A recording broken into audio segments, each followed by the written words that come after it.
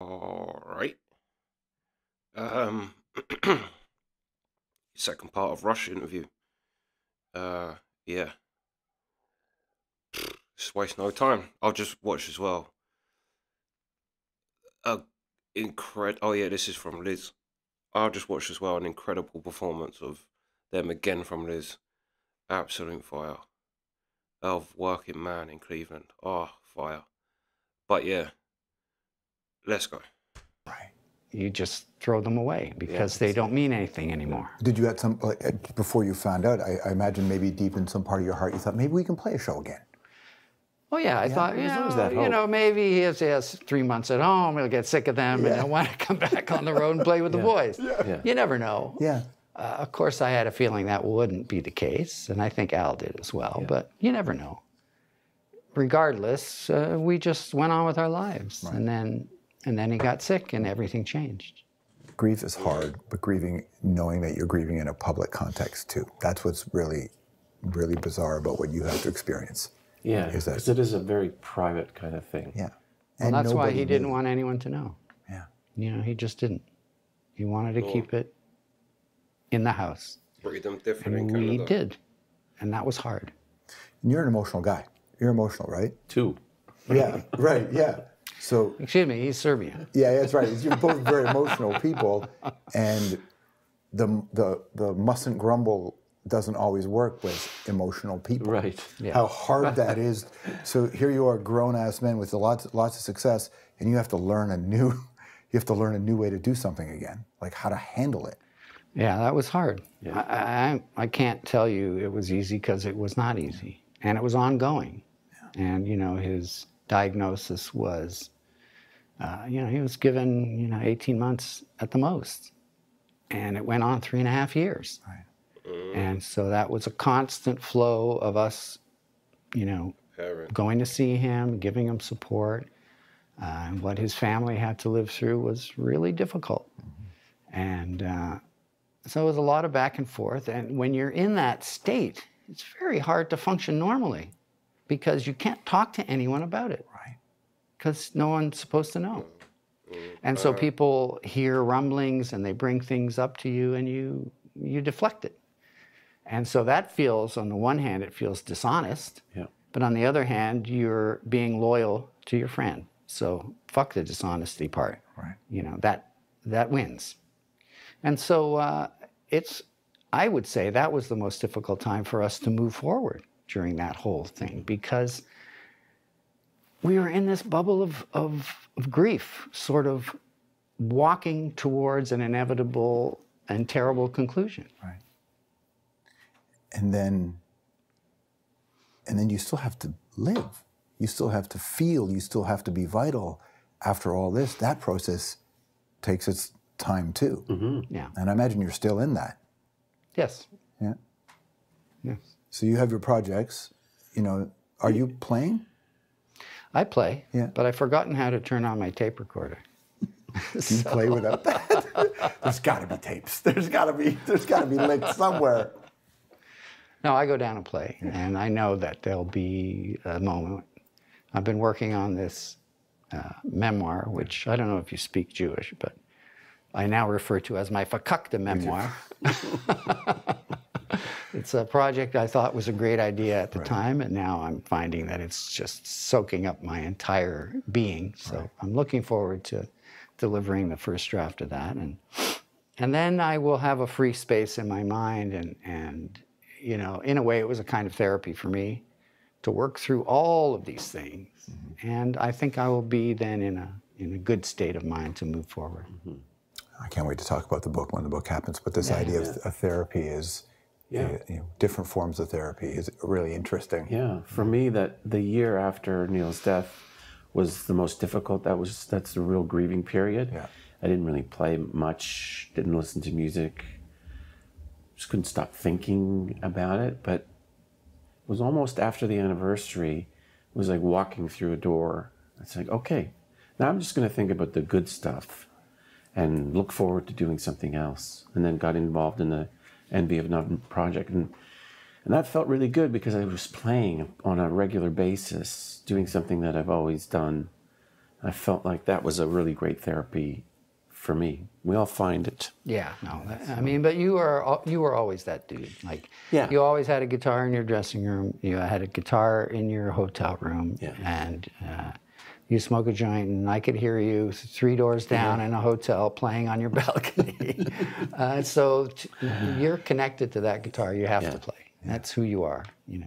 It's different. I have other interests, and I got sidetracked into this the history of my instrument. So I was still writing, you know, about music. When I did the Big Book of Bass, I was obsessed with my instrument. I was playing every day, and I was investigating every instrument known to man that's ever been built with 4 strings.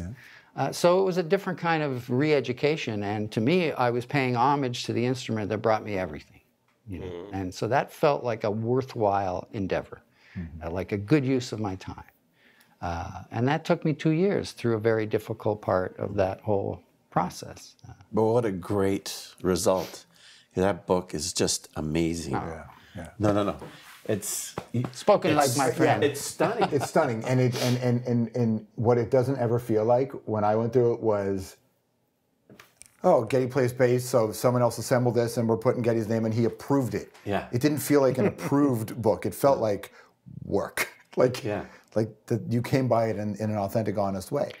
Yeah, no, it was work, but it was really educational, and I just can't tell you how much I learned about my own instrument. It was a great project to do, and I'm very proud of it. Yeah. What you said about you didn't really think about music is really, really interesting, because I've heard a few cats talk about this when they lose somebody or when they go through this. Suddenly this thing that's a huge part of their life, they're not even thinking about it anymore, and now there's a whole open space in their brain. And trying to figure out how I don't have the tools to do this without the guitar in my hand. Yeah. And what that has been like for you. Yeah, it was the same thing when Neil lost his wife and daughter. Really was not interested in music at all for a year. And then after that period, it's just a reawakening. You've gone through your grief. Now it's time to get back into the world.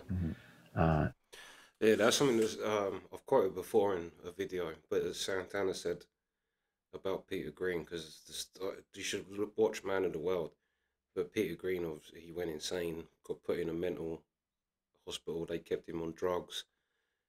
That said it stopped every thought inside of his head, every voice inside of his head, even his own thoughts.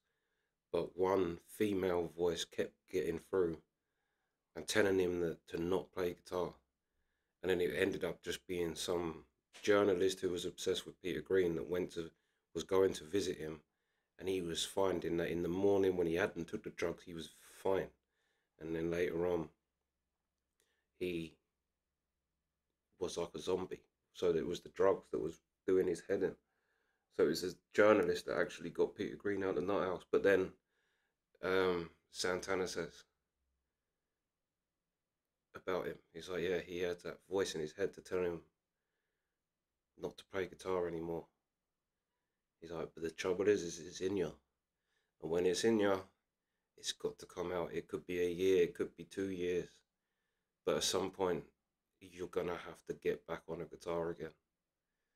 Like I'm finding it at the minute, I haven't played guitar for ages, and actually doing these videos and actually realising there's people that have a real love of guitar music out there has like got me back into wanting to play again. And yeah, but I can understand what Alex is saying. Sometimes things just hit you, and if you pick up a guitar, it doesn't feel right. It feels like, yeah. But anyway, I thought I'd just throw that in. So yeah, Alex, all of them. I think Geddy Lee as well.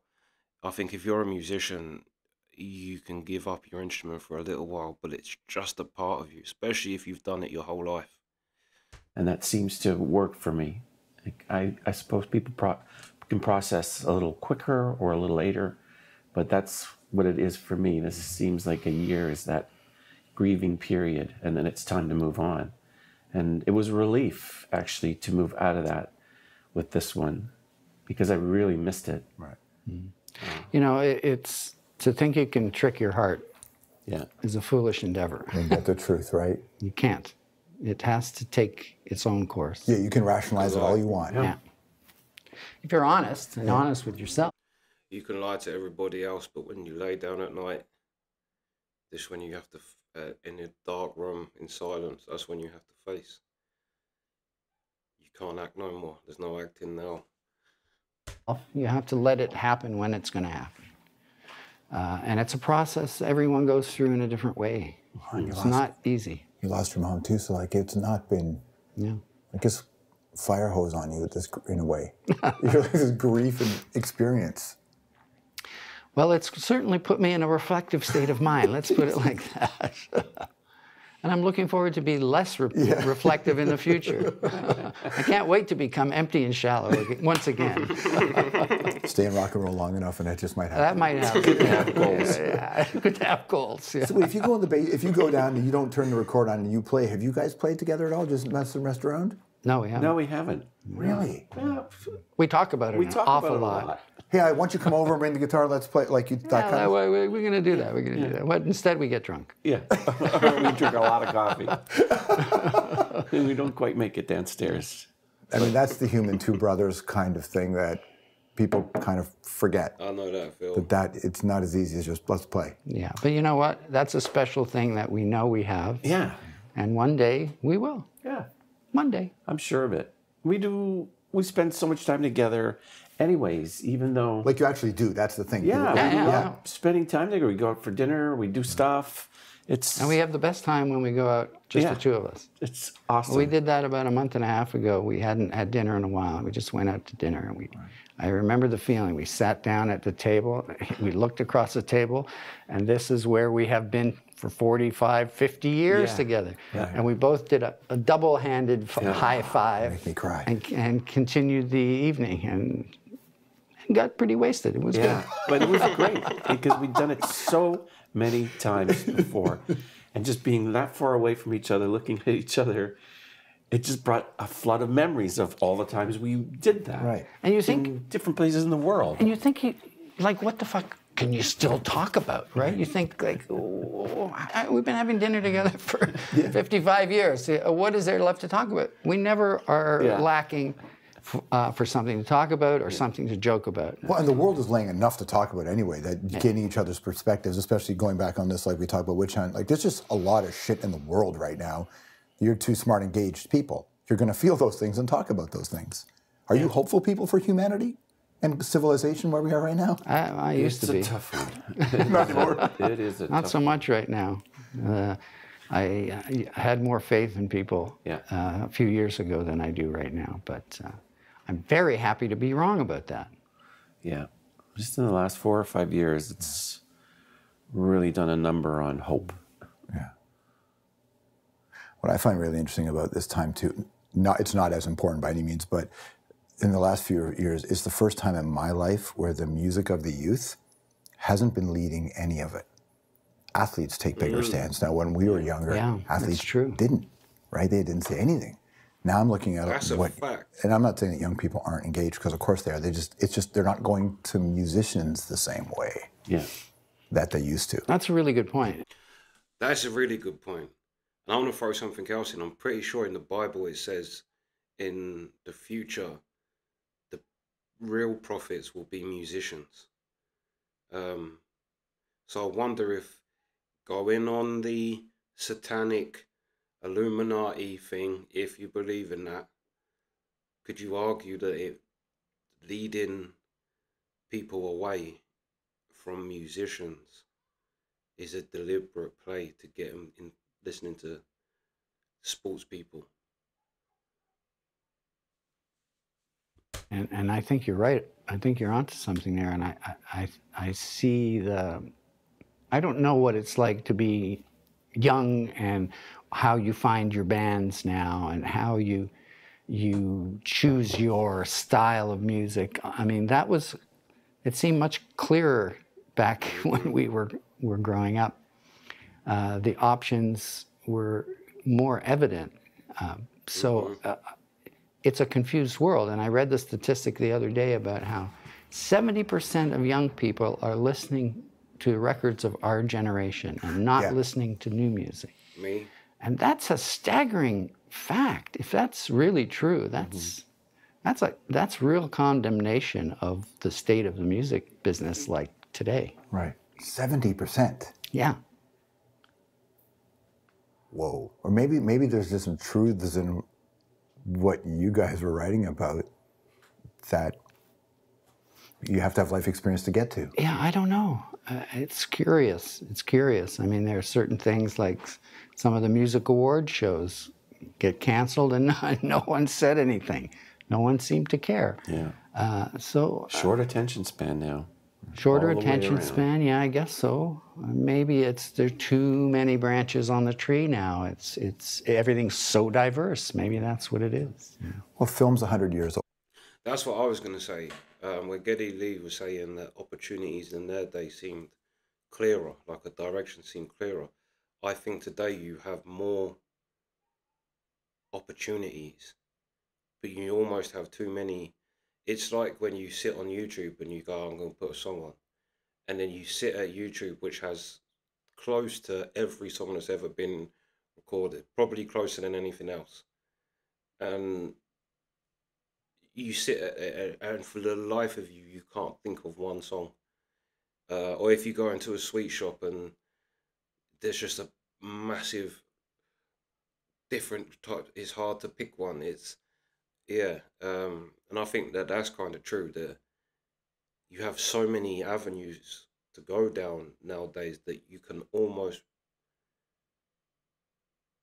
remain stationary through overwhelm. Whereas like in them days, if you wanted to do this, you knew the direction you needed to do. You knew there was a blueprint to follow. Now there's no kind of blueprint. Now you're kind of, in a way it's better, but yeah. In a way it's better because you can make money, but it's harder to gather an audience. It's like you see people with followers now. Like, you'll see, I don't know, YouTube accounts or Twitter accounts or whatever, Instagram accounts, and they have like 58 million followers or something ridiculous, and you've never heard of them. It's like, how has all your millions of people not even entered my world, but you're still a big star? I ain't got a clue who you are. Like, you just didn't get that back in the day. I think probably their generation was when that started to happen, when you started having underground and things. But like, if you go back, yeah. Anyway, let's go. Plus, so things naturally change, right? And I'm really curious to see where the place goes. If people are, one thing that hasn't changed, people are actually still reading. Books still get sold. Yeah. Audiobooks are a real thing. Yeah, they are. So I like the idea that people are reading still. And a lot of your contemporaries, I know Neil certainly did, the rock and rollers read. They read books and then they wrote about the shit they read. Yeah, yeah. That's what Gene Simmons told me once. He was like freaked out when he was on the road with the Rush in the early days. And he went to your hotel room thinking we'd go get these Canadians to go party. And he opened the door and you were all just sitting there fucking reading. And He made that up. Well, he couldn't understand it. He was like, they're just reading. Three guys just reading in the room. Yeah, but we were really high. That's the difference. That's what's amazing is that you guys were high and drunk, but somehow you didn't become messes. Yeah. How did that happen? I don't know, their proper upbringing, I think. Did you ever get close to losing the plot ever? We just didn't know? We had our time, we had our moments where we were doing too many gigs in a row. Yeah. And the drugs were coming at us fast and furious, but somehow or another we kept our shit together through it all. But I mean, there was one leg of one tour that we did 23 one-nighters in a row. And you know, you're operating on fumes, and you're doing whatever it takes to get through to the next show or get through that show. So whether it's smoking a joint afterwards or doing a line of coke or whatever it takes, you did it. But in the end, we valued our work. We valued our quality of our gigs. So we never let it interfere. Yeah. It couldn't interfere. Otherwise, there was no point to be there. Yeah. What's the point of being here if you're going to fuck up the gig? Right, because the music was actually important. It wasn't just a lifestyle. Sure. It was hard to play. So, yeah, that's true, actually. Yeah. You know, we were very disciplined when it came to shows. It was not even a beer, like during the drum solo. Really? Yeah. Oh, yeah, no. Not even a beer during. I mean, the drum solo was long. Well, the drum solo was long. Yeah. I mean, there was a time where you might, you know, sneak backstage for a bump right at the end of the show. Yeah, earlier on. But you were almost done. Yeah. So, but, you know, can you imagine going on and playing La Villa Strangiato after you smoke a couple of joints? Yeah. I don't think so. Oh, my God. I don't think that's going to work too. You can go and look back at like my early Rush things, and I said that. I love Rush. I think they're beyond incredible. I don't want to be in that band. No, thank you. It's too complex. And yeah, to be exhausted and then literally being kept up on drugs and going out and playing Rush songs. Oh my God, it's giving me a headache even just thinking about it. But then it shows you how long that, because I was going to say in the Beatles anthology, I think when the Beatles was in Hamburg was when they started get taking drugs, because they was doing like 22-hour sets or like 15-hour sets or whatever, ridiculous. And they'd literally fall asleep on the stage, like the Beatles in Hamburg. And he said, and then the blues boys would come in, like the old blues boys. He said, and they'd all be suited and booted and fresh. He said, and we'd be like, how are you doing that? And he's like, you smoke a little bit of this, you take one of these. And yeah, the Beatles would say in Hamburg, where they're doing this just on stage for hours and hours and hours and hours and hours on end. It was like, it would be George would start falling asleep because he's so exhausted. And the barman would see that, walk around from the bar, pop a pill in his mouth. And he said, and 2 minutes later, George is up. That's also Beatles nerd facts things, but that's where Ringo first started. So Ringo was playing in another band that was in Hamburg, and he just liked them. But he said in the early set, or early on in the set, they would play stuff the crowd wanted to hear. But then once it got to like 3, 4 in the morning when there was no one there, Ringo's like, that's when I used to go and watch them, because there was no one in there, and they'd play more what they wanted to play, which was like rock and roll. And he loved all. Anyway, I don't know why we got on the Beatles thing, but well, I do, because it ties into that. The drug abuse that goes almost encouraged by the music industry for artists. So yeah, it is hats off to Rush for never letting it control them. Yeah. So, but, you know, can you imagine going on and playing La Villa Strangiato after you smoke a couple of joints? Yeah. I don't think so. Oh, God. That shit. I don't think that's going to work too well. I smoked a joint before a rehearsal once. Right. And we jammed for about 20 minutes, like psychedelic surf music. And it was so great. It was like, we had such a great time. And then it was like, okay, let's do the show now. We started playing. It was like, I was the only person in the hall with giant headphones, and everything sounded crazy, and my hands wouldn't speak to my brain. And Right. Ged kept looking over at me like, what the hell's going on over there? I was making mistake after mistake. Couldn't wait for it to be over. But I learned a very important lesson. Don't smoke a joint before a gig. Yeah, not a Rush gig anyway. Not a Rush gig, certainly. There's too much Okay, work. if you're jamming the blues, that's fine. That's right. Or psychedelic surf music. That's right. When you go and play, do you play Rush bass lines? When I When you're rehearse? just messing around for yourself? No, I don't play Rush. Rush bass lines. I just play new things. Just play. Yeah. Right. I just play and I just jam with myself. And sometimes I will put it down on, I was kidding about the tape machine, but I will put it down and then forget about it. And I know there'll come a time where I'll start looking through that stuff and I'll go, oh, that's shit, that's shit, that's shit. Oh, that's not shit. And I'll build something off of that. So, and that's the way it's always been, really. Yeah. How do your families manage this version of you guys now? Well, 'Cause the that's rhythm's an different. interesting question. The rhythm's different for them too. Yeah.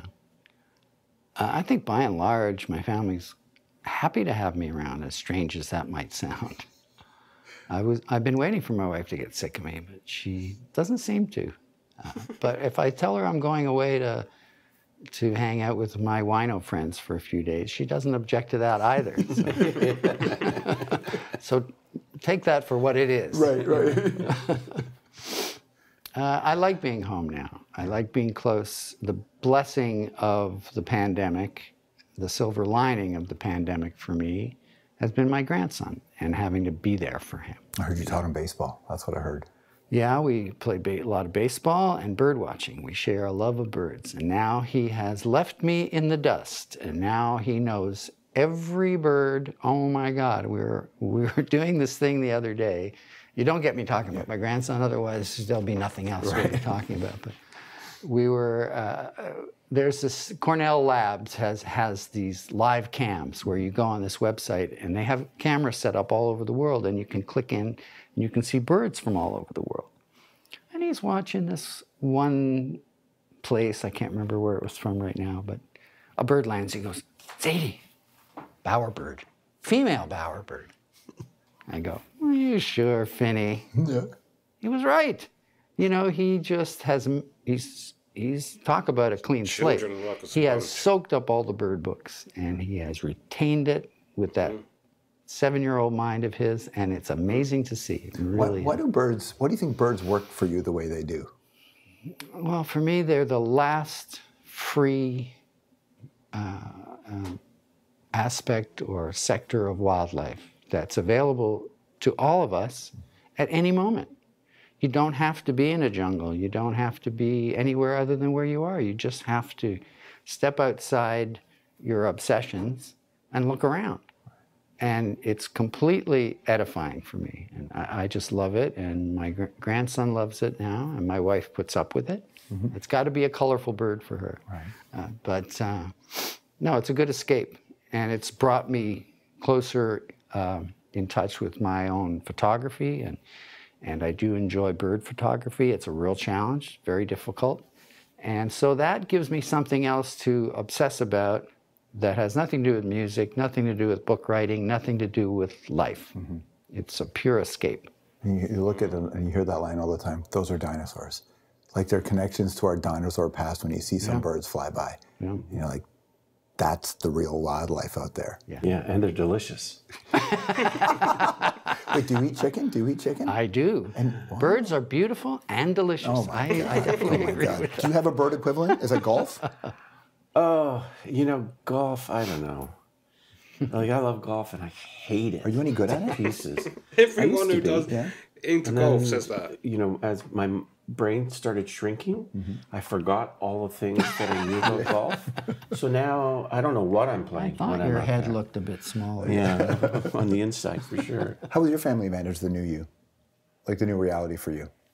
You know, it's my kids, we had kids very young, so my two sons are older than I am, actually, and my grandkids are now in their teens, 18 and 14. So our life is kind of quite independent, and we're just on our own, and we're really, really enjoying that. We're still connected very much to our family and all of that stuff, but our relationship with my wife, Charlene, is really, really grown a lot in these last 7 years. But like Ed, there's total independence as well, and I guess we're just so secure. Yeah. So you just follow whatever you want to do, and the time together is great. Can't wait to see what comes. What's the next anniversary? God, who knows? Who knows, right? I have to wait for some fan to tell me. They know it all. They remind me. When you two finally play together, will you record it? I don't know. Yeah, we'll for see. sure we will. Oh, I like the wink. Did you catch the wink? I'll call that. Because I mean, it's an impossible scenario. I don't even know how you answer those questions, but it's like people want to see you guys on stages, right? And how do you manage that? Because it's not just as simple as you two playing. There's a lot of emotional reality to that. Yeah. And it's weighing, you know, time. If I've learned anything from the terrible things that have happened in the last few years, it's the value of time, and to make sure you're spending your time the way you want to spend it. And that's a bigger question than whether Al and I will make a record or Al and I will play together or whatever. It's got to be about our time and in our lives, because it's precious, and it goes. And look what just happened with Taylor. This is at your last show. I sat in drummer's row, and Taylor was there, and I watched him watch you. Yeah. And that means heartbreaking. just heartbreaking. Yeah. And this I record, mean, that really broke my heart. Did it? Yeah. His passing, just Yeah. so full of life. You know, I remember when he presented the award, the Hall of Fame award to us in 2013, and we came up on stage. He was literally Yeah. jumping up and down like a 2-year-old. He was jumping up and down. He was so happy, and that was him. He was so full of admiration and rock and roll joy juice, and it just seems wrong that he left us. But so again, time. what did he say to you when he handed you the award? Do you remember what he said? He just gave me a big hug. Yeah. Oh. He just gave me a big hug. He was amazing. He Kid. was. Yeah, it's one of the hardest hit losses I've He just sent me an email like a month ago, just checking in. That's what he would do. He would just check in. Right. I can't even imagine what Dave's feeling. Yeah, horrible. Yeah. It's time, how you spend your time. All the more reason, I guess, that's why I think people value so much the two of you together now. Yeah. Is because the time together is something. Mm-hmm. It's good to see you guys. Congratulations on this. Thank you. Thank you. Good to spend time with you. No one better for us to talk to than you.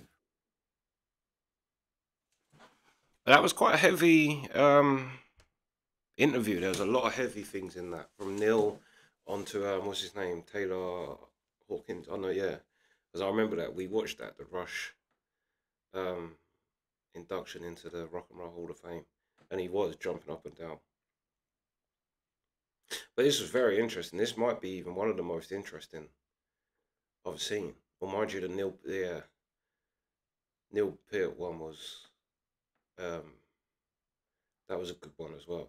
The moving pictures, that was a good one. But yeah, wow, very interesting, very funny. I quite like Geddy. Like, I like that idea that Geddy likes birds. It's a rare thing for a rocker. I suppose Mike Tyson does too. That would be something. Well, Mike Tyson likes pigeons. He's got pigeon coops. Him and Geddy Lee would have a. That would actually be something I wouldn't mind watching. Geddy Lee visit Mike Tyson's pigeon coops. Yeah, it's true about kids now as well. What he said about his grandkid. If you give a child something, they literally just swallow it all. It all just goes in them somehow, and they know everything. But yeah. Oh, yeah. That's the reaction. Sweet.